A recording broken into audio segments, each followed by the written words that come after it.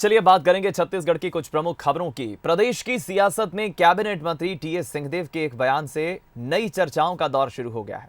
BJP इस बयान के कुछ वैसे ही मायने निकाल रही है जैसा एमपी में हुआ था, लेकिन बयान पर शोर मचने पर टीएस सिंहदेव ने बंसल न्यूज पर क्या कहा, आइए देखते हैं ये खास रिपोर्ट। बाबा के बयान से सियासी हलचल, खारिज की इस्तीफा देने की बात, विपक्ष ने बनाया बात का बतंगड़। छत्तीसगढ़ की सियासत में टीएस बाबा के एक बयान ने नई हलचल पैदा कर दी है। दरअसल स्वास्थ्य मंत्री टीएस सिंहदेव ने पहले ट्वीट कर प्रदेश के बेरोजगारों के प्रति चिंता व्यक्त करते हुए लिखा, मैं शर्मिंदा हूं। इसके बाद मंगलवार एक टीवी डिबेट में उन्होंने अपना पक्ष रखते हुए कहा कि वचन पत्र के आधार पर किसानों को बोनस के अंतर की पहली किश्त दे दी गई है। अगली फसल के पहले दूसरी किश्त भी दे दी जाएगी, लेकिन मैं चुनौती देता हूं, हम अंतर की राशि की दूसरी किश्त ना दे पाए तो इस्तीफा दे दूंगा। यदि हम दे दिए तो आप भी इस्तीफा दे देंगे ना। साहबगोई से अपनी बात कहने वाले बाबा के इस बयान को विपक्ष ने मुद्दा बनाने में देरी नहीं की और बघेल सरकार की चलाचली की बेला का अलार्म बता डाला।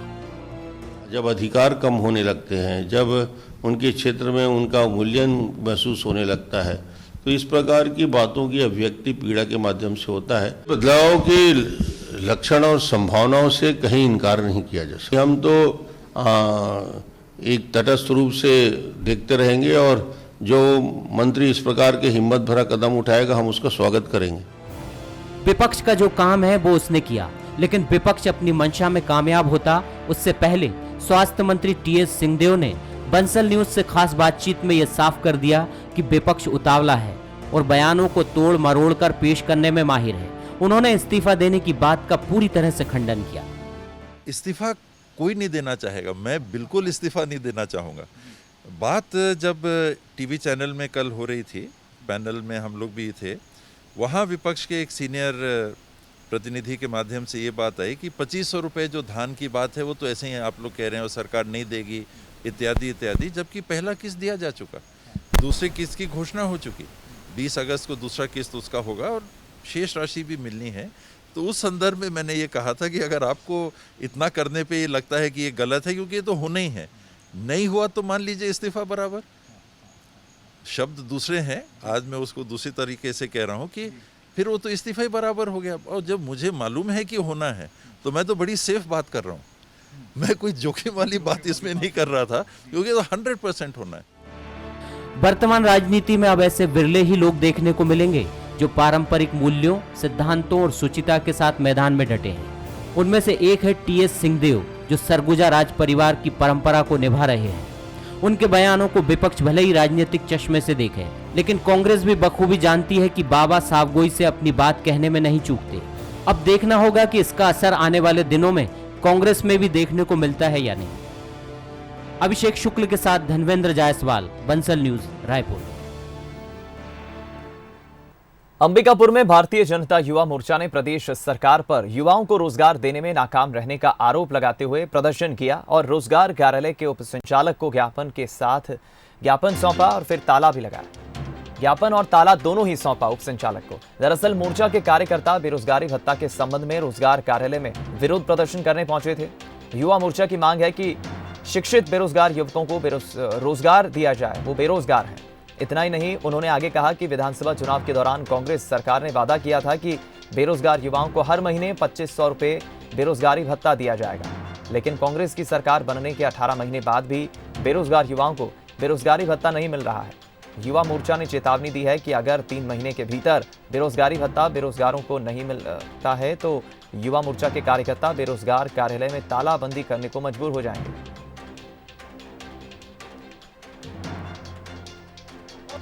लेकिन यहाँ रोजगार कार्यालय में पंजीयन कराने के बाद उनको सरकार के द्वारा जो वादा किया गया था भूपेश बघेल जी के द्वारा, कांग्रेस पार्टी के द्वारा 1.5 वर्ष पूर्व, कि हम 2500 रुपया प्रति युवाओं को बेरोजगारी भत्ता शिक्षित युवाओं को देंगे। पंजीकृत होने के बावजूद सरकार के द्वारा, विभाग के द्वारा 2500 रुपये प्रति माह के संबंध में कोई भी सकारात्मक जानकारी और उसे देने के संबंध में कुछ ऐसा ठोस जवाब विभाग के द्वारा नहीं दिया जा रहा है। जांजगीर चांपा में अधिकारी कर्मचारी फेडरेशन ने महंगाई भत्ता पर लगी रोक को लेकर जमकर प्रदर्शन किया। फेडरेशन के पदाधिकारियों ने सरकार के महंगाई भत्ता पर रोक लगाने के आदेश की प्रतियां जलाई। फेडरेशन के पदाधिकारियों ने राज्य सरकार से महंगाई भत्ता रोके जाने के आदेश को वापस लेने की मांग की है। उन्होंने सरकार को चेतावनी देते हुए महंगाई भत्ता नहीं मिलने पर उग्र आंदोलन की भी चेतावनी दी है। बता दें आपको कि महंगाई भत्ता पर लगी रोक को लेकर कर्मचारी अधिकारी फेडरेशन ने राज्य सरकार के खिलाफ विरोध के स्वर तेज कर दिए हैं। 27 मई को शासन ने एक आदेश जारी किया जिसमें प्रदेश के समस्त अधिकारी कर्मचारियों की जो वार्षिक वेतन वृद्धि होती है उस पर रोक लगा दी और जिसके तहत हमने 10 जून से लगातार जितने भी हमारे कर्मचारी ऑफिस में काम कर रहे थे सभी ने विरोध स्वरूप काली पट्टी लगाकर काम करते रहे हैं। सचिव स्तर पर, सरकार स्तर पर प्रांतीय नेतृत्व ने ज्ञापन सौंपकर प्रयास किया कि किसी भी प्रकार इस आदेश को निरस्त कर दिया जाए और वेतन वृद्धि बहाल की जाए। सरकार के द्वारा महंगाई भत्ता को लेकर के छत्तीसगढ़ के कर्मचारी अधिकारियों का महंगाई वेतन को रोका गया है। इस हिसाब से छत्तीसगढ़ कर्मचारी अधिकारी फेडरेशन के तत्वाधान में काली पट्टी लगा करके हम विरोध प्रदर्शन किए और सरकार नहीं जागी। इस वजह से आज उनके आदेश की प्रति को जला करके विरोध प्रदर्शन कर रहे हैं। यदि आने वाला समय में यदि हमारी बात खड़ी नहीं होती, मानती नहीं सरकार, तो और उग्र प्रदर्शन ऊपर के मार्गदर्शन में किया जाएगा। छत्तीसगढ़ में गोबर पर सियासत थमने का नाम नहीं ले रही है। गोधन योजना को लेकर राजकीय चिन्ह और गोबर का फोटो ट्वीट करने के विरोध में कांग्रेस कार्यकर्ताओं ने अजय चंद्राकर के खिलाफ अनोखा प्रदर्शन किया। धमतरी में कांग्रेस कार्यकर्ताओं ने अजय चंद्राकर का पुतला बनाकर प्रदर्शन किया, लेकिन पुतले को जलाया नहीं गया। कार्यकर्ताओं का कहना है कि पुतले को गोबर के पानी से शुद्ध किया जाएगा। उन्होंने कहा कि अजय चंद्राकर को माफी मांगनी चाहिए। छत्तीसगढ़ शासन को गलत ढंग से प्रस्तुत करके, उनका जो मोनो है उसको गलत प्रस्तुत करके गोबर को बाजू में देख करके डाला कि इनको गोबर का अब मोनो बनाना चाहिए छत्तीसगढ़ शासन का। तो बड़ा दुर्भाग्य की बात है, 15 साल मंत्री रहे हुआ व्यक्ति जिनको बड़ी बड़ी बात करता है, मैं दुनिया भर का सबसे नॉलेजमेंट वाला आदमी बोलते हैं, लेकिन उसकी हरकतों को देख कर ऐसा लगता है कि 5वीं क्लास का बच्चा जो हरकत करता है उस तरह की हरकत किया है कि गोबर को जाकर के वहाँ अपने छत्तीसगढ़ शासन के मोनो के साथ उनका तुलना किया गया, तो निश्चित रूप से निंदनीय है। और उसी के कारण से आज युवक कांग्रेस और सभी कांग्रेस के पदाधिकारियों के द्वारा आज उनको पुतला दहन ना करके उनके ऊपर गोबर निपाई करके और गोबर से उसके नहाने का, उसके बाद उसका शुद्धिकरण का यहाँ पर काम किया गया है। कोरबा में छत्तीसगढ़िया क्रांति सेना के कार्यकर्ताओं ने सुभाष चौक में राजस्व मंत्री जयसिंह अग्रवाल का पुतला फूंका। दरअसल प्रदेश सरकार की ओर से नजूल की जमीन की खरीद बिक्री करने की छूट देने का फैसला लिया गया है, जिस पर छत्तीसगढ़िया क्रांति सेना ने विरोध जताया। बता दें आपको कि प्रदेश सरकार ने बीते दिनों ये फैसला लिया था कि सरकारी नजूल की जमीन अब कोई भी आम नागरिक खरीद सकता है, जिस पर छत्तीसगढ़ी क्रांति सेना का आरोप है कि कर्ज में डूबी प्रदेश सरकार ने पूंजीपतियों को फायदा पहुंचाने के लिए ये फैसला लिया है।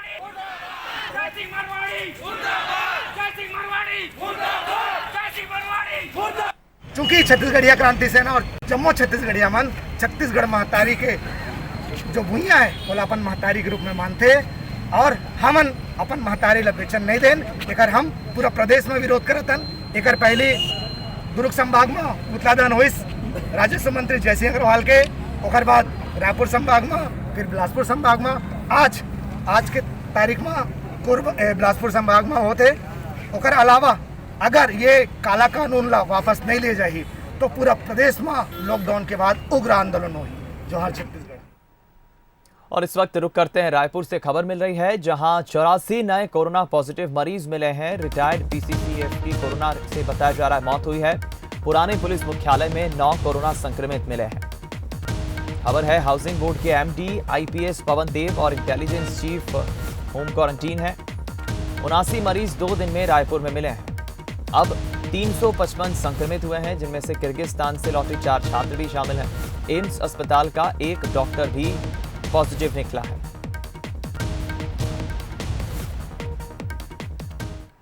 हम रुक करेंगे। प्रशांत गजभी हमारे संवाददाता इस वक्त लाइव जुड़ गए हमारे साथ। प्रशांत, जाहिर है कि लगातार खबरें आ रही हैं, आंकड़े भी बढ़ रहे हैं, कोरोना के मरीज भी बढ़ रहे हैं और सरकार की कोशिश जरूर है कि आंकड़ों पर नियंत्रण किया जाए, लेकिन कहीं ना कहीं आंकड़े चिंताजनक है।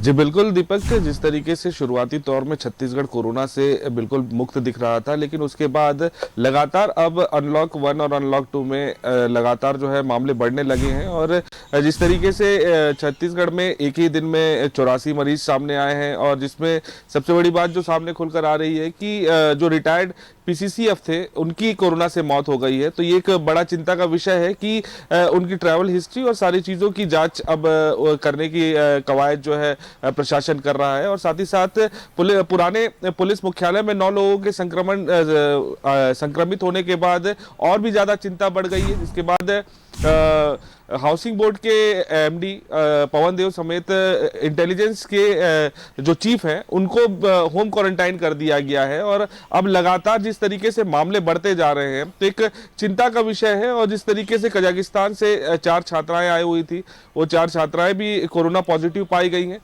संख्या बढ़ के 355 संक्रमित हुए हैं। तो अब ये चिंता और ज्यादा बढ़ती जा रही है कि किस तरीके से अब इसको रोका जाए, क्योंकि अनलॉक 2 चल रहा है और इसमें लगातार जो है रियायतें बढ़ा दी गई हैं और रियायतें बढ़ने के कारण अब संक्रमण जो है लोगों में और ज्यादा फैलता जा रहा है। और जिस तरीके से शुरुआती तौर में अनलॉक में देखा था हमने कि जो मजदूर आ रहे थे और मजदूरों में ही ये संक्रमण दिख रहा था और मजदूर ही इससे प्रभावित हो रहे थे, और जो लोग बाहर से ट्रैवल हिस्ट्री जिनकी स्पष्ट हो पा रही थी वो व्यक्ति इससे संक्रमित हो रहे थे। लेकिन अब जो है लोकल स्तर पे भी जब लोग संक्रमित होने शुरू हो गए हैं तो ये अब चिंता का विषय बढ़ गया है। और इससे जो है जो जिन लोगों को संक्रमण निकल रहा है, जो लोग पॉजिटिव निकल रहे हैं, उनके परिवार समेत उनके जो आसपास के लोग हैं उनमें भी अब इसको लेकर चिंता गहराने लगी है कि अब कोरोना जो है उन पर भी जो है अटैक कर सकता है। और जिस तरीके से छूट मिली हुई है और जो रियायतें बढ़ा दी गई हैं तो इससे संक्रमण फैलने का खतरा जो है और ज्यादा बढ़ गया, जिसको लेकर अब सरकार चिंतित है। और सरकार ये प्रयास कर रही है कि जल्द से जल्द जो है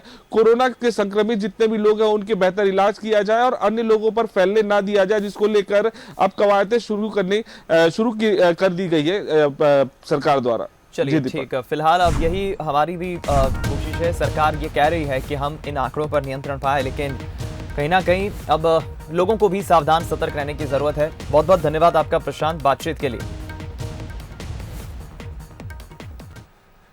दंतेवाड़ा से खबर, जहां एनएमडीसी कर्मचारी की नक्सलियों ने हत्या कर दी है। खबर मिल रही है दंतेवाड़ा से, जहां हिरोली गांव में जन अदालत लगाकर एनएमडीसी कर्मचारी की यह हत्या की है नक्सलियों ने। और बताया जा रहा है जो एनएमडीसी का कर्मचारी है जिसकी हत्या हुई है वो पुलिस जवान का रिश्तेदार था। दंतेवाड़ा के किरंदुल थाना क्षेत्र का ये पूरा मामला है। प्रशांत गजभिये का हम रुख करेंगे, फोनलाइन पर हमारे साथ इस वक्त जुड़ गए। प्रशांत, जो हत्या की है एनएमडीसी कर्मचारी की नक्सलियों ने, क्या है इस पर जानकारी? जी बिल्कुल दीपक, ये पूरा मामला दंतेवाड़ा जिले का है, जहां पर एनएमडीसी कर्मचारी को नक्सली ने अज्ञात व्यक्ति के तौर पे फोन करके बुलाया था। उसके बाद उस व्यक्ति और उसके साथ में जो उसके सहयोगी थे उन लोगों ने जो एनएमडीसी कर्मचारी है मिंटू राम, उसको लेकर वहां से चले गए और उसके बाद जो है जन अदालत लगाकर उसकी हत्या कर दी है। और बताया जा रहा है कि मुखबिरी का शक था नक्सलियों को, क्योंकि जो मृतक है वो मृतक का परिजन पुलिस में है और इस बात को लेकर जो है शक था मृतक के ऊपर कि वो पुलिस के पास मुखबिरी करता है, जिसको लेकर जो जन अदालत लगाकर नक्सलियों ने इसकी हत्या कर दी। ठीक, धन्यवाद बातचीत के लिए, जानकारी पहुंचाने के लिए।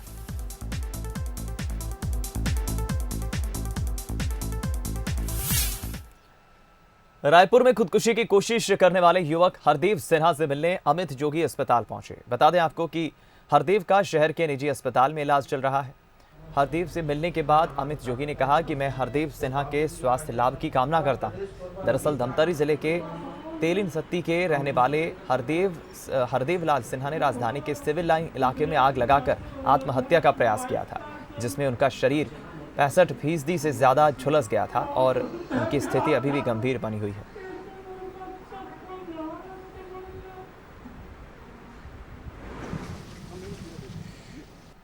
ये शुरू से ये लीपापोती हो रही है।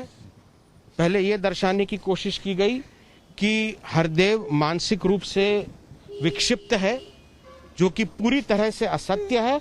मैंने अपनी पार्टी की तरफ से, अपने परिवार की तरफ से, क्योंकि मैं समझ रहा हूं जब कोई परिवार वाला संकट में होता है, बीमार होता है, तो क्या ये आदमी पे बीतती है, मैंने 1 लाख रुपए का चेक अपनी तरफ से प्यारे लाल जी को दिया है इस कठिन घड़ी में उनका वो हौसला बनाने के लिए। जांजगीर चांपा के पूर्व कलेक्टर और दुष्कर्म के आरोपी जनक प्रसाद पाठक की अग्रिम जमानत याचिका बिलासपुर हाईकोर्ट ने स्वीकार कर ली है। मामले में अंतिम सुनवाई अब अगस्त के महीने में होगी। बता दें कि पिछले दिनों एनजीओ से जुड़ी महिला ने जनक प्रसाद के खिलाफ दुष्कर्म का आरोप लगाया था, जिसके बाद उनके खिलाफ एफआईआर दर्ज की गई थी। पीड़ित महिला का आरोप है कि पति को नौकरी से निकलवाने की धमकी देकर कलेक्टर से उसे अपनी चैम्बर में बुलाया कलेक्टर ने और उसके साथ दुष्कर्म किया था।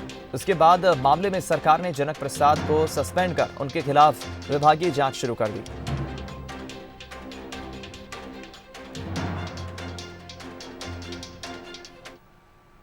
पीएससी प्री की परीक्षा में पूछे गए प्रश्नों को लेकर दायर हुई याचिकाओं पर आज बिलासपुर हाईकोर्ट के सिंगल बेंच ने सुनवाई की और पीएससी से 2 हफ्ते में जवाब तलब किया है।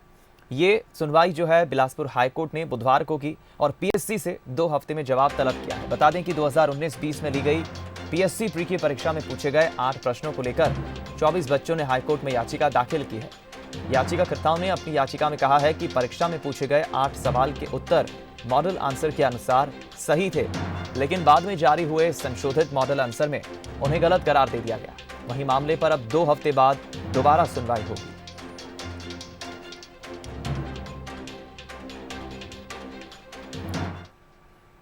लॉकडाउन में अनलॉक पढ़ाई शिक्षा का एक महत्वपूर्ण जरिया बनकर उभरी। वहीं छत्तीसगढ़ के नक्सल प्रभावित आदिवासी जिले जगदलपुर में बच्चों को लाउडस्पीकर से पढ़ाई कराई जा रही है। जिले की भाटपाल पंचायत संभवतः देश की पहली ऐसी पंचायत है जहां बच्चे लाउडस्पीकर की मदद से घर बैठे शिक्षा हासिल कर रहे हैं। गौरतलब है कि अनलॉक 2 में भी सभी स्कूल और शिक्षण संस्थान बंद हैं। ऐसे में भाटपाल पंचायत के सरपंच और पंचायत सदस्यों ने प्रशासन की मदद से 8 मोहल्लों में लाउडस्पीकर लगवाए। बच्चे लाउडस्पीकर की आवाज सुनकर घर के बाहर निकलते हैं, सोशल डिस्टेंसिंग का पालन करते हुए पढ़ाई करते हैं। भाटपाल पंचायत का ये प्रयोग एक मिसाल बन गया है, जिससे खूब तारीफें भी मिल रही है।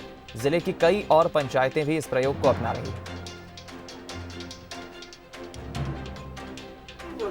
नहीं पढ़ते तो पढ़ना नहीं सीखते और भूल जाते सब लोग, इसलिए पढ़ना सीख रहे हैं। अभी सर लोग ने इतना अच्छा इंतजाम किया है, इसलिए चूँकि स्कूलें बंद हैं और प्रशासन के पास कोई व्यवस्था नहीं, हम कैसे पढ़ाएं, तो हमारे नवपदस्थ कलेक्टर श्री बंसल जी के द्वारा एक नवाचारी की सोच रखी गई कि यह लाउड स्पीकर के माध्यम से बच्चे पढ़ सकते हैं।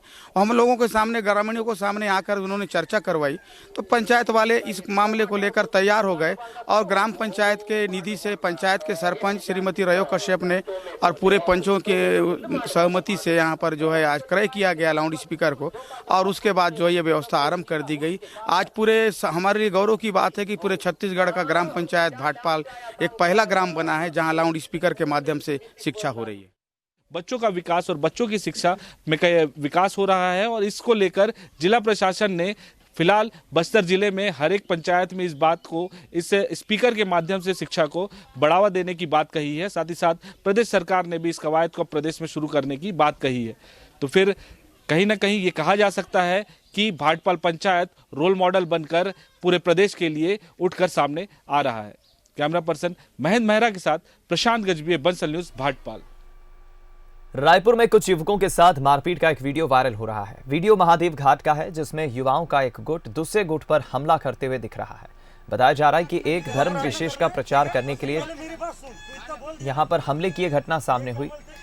पुलिस की माने तो वीडियो कुछ दिन पुराना है। डीडी नगर पुलिस थाने का ये पूरा मामला है। घायलों को पुलिस मेडिकल के लिए ले जा रही थी, लेकिन उन्होंने इससे इनकार कर दिया था और विवाद करने वालों को भी नहीं पहचानना बताया था।